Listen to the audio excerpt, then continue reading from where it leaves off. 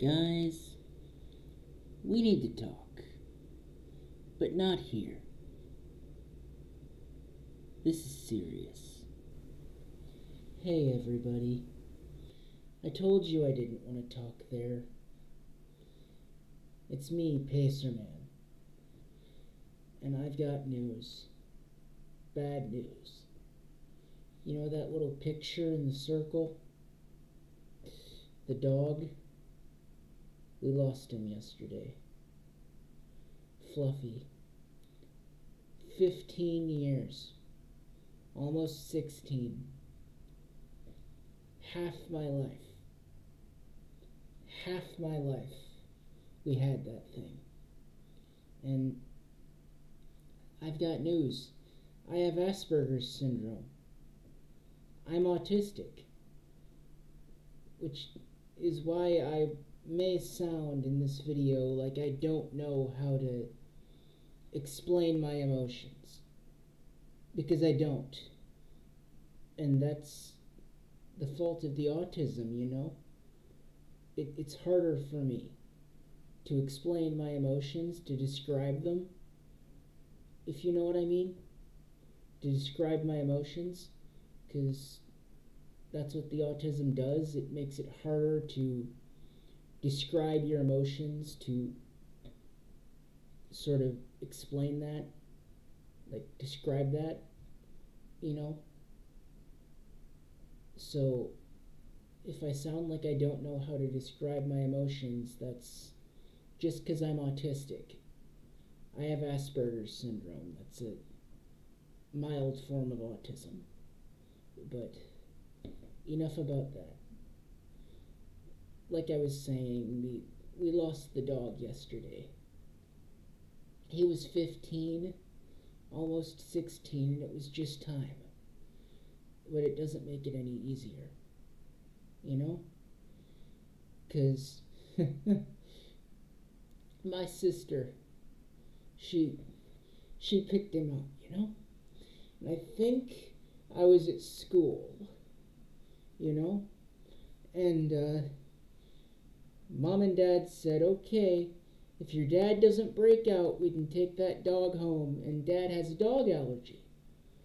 Dad has a dog allergy, so they naturally assumed Dad was just going to break out. Because that's how Dad works. He has a dog allergy.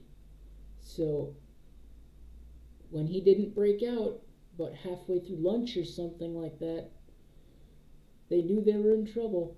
They knew they had to take that dog home, like they told my sister. And of course, I think I was at school, so I had no idea about any of this. But you can imagine my surprise when I came home and dog. That I was not expecting. But honestly, that dog was Dad's little buddy. Dad, I'm sorry. Dad and that dog. They spent a lot of time together, you know? A lot of time.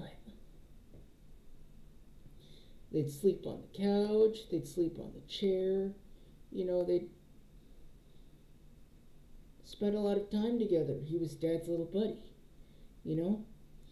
I mean, sure, he spent time with us too, but he was Dad's little buddy, so he spent more time with Dad because, I don't know, he was just Dad's little buddy. So this has been hard on all of us. But Dad especially, you know, because he was Dad's little buddy. And it's just harder. But enough about that. It's time to explain autistic heartbreak versus normal heartbreak. Now, with the autistic side of things, it's harder to talk about your emotions, harder to explain it, so you don't really know how to convey it, because the autism prevents that. You know, you don't really know how to explain it, how to describe it, if you will. Whereas normal people have a lot easier time describing their emotions, Normal people have a lot easier time conveying that than people like me with autism would. You know what I'm saying? Also, I mean, when I first found out, I was repeating myself a lot. And that's another thing with the autism. The repetitive, you repeat yourself a lot with the autism. That's another little thing.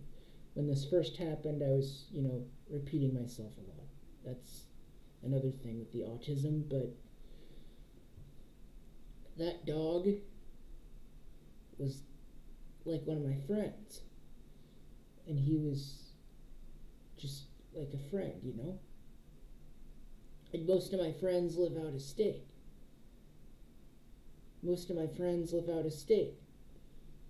So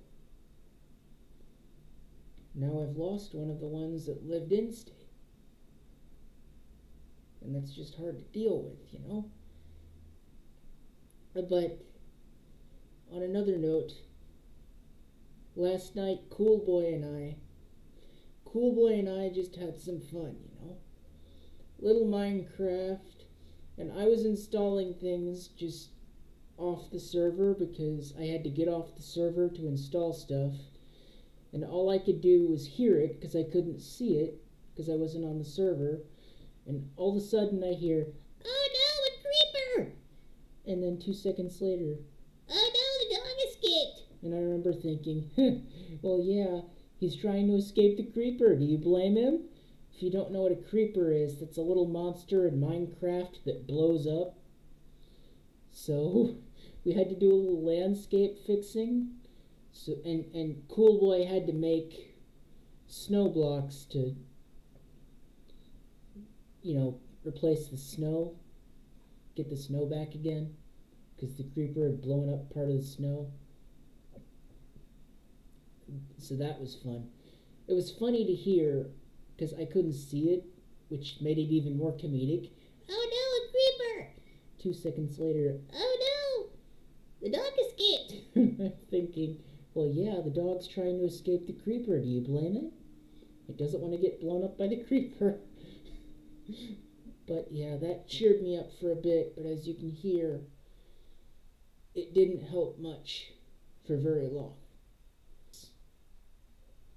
And it's just it's hard to get over something like this when you've had the dog for as long as we did, 15 years, half my life, 15 years, almost 16.